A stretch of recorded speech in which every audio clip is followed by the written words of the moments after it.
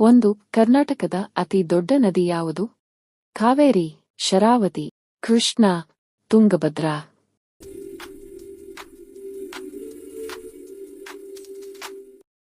ಕೃಷ್ಣ.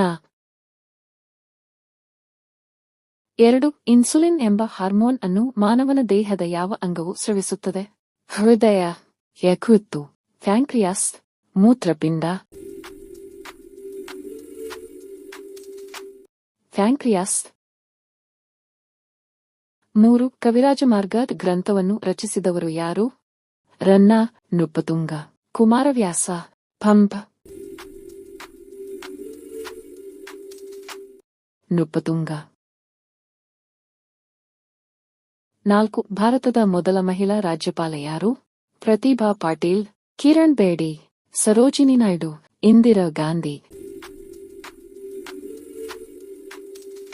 ಸರೋಜಿನಿ ನಾಯ್ಡು. 5. ರಾಯಚೂರು ದೋಬ್ ಪ್ರದೇಶವು ಯಾವ 2 ನದಿಗಳ ನಡುವೆ ಇದೆ? ಕಾವೇರಿ ಮತ್ತು ಹೇಮಾವತಿ, ಗೋದಾವರಿ ಮತ್ತು ಕೃಷ್ಣ, ತುಂಗ ಮತ್ತು ಭದ್ರಾ. ಕೃಷ್ಣ ಮತ್ತು ತುಂಗಭದ್ರಾ. ಕೃಷ್ಣ ಮತ್ತು ತುಂಗಭದ್ರಾ.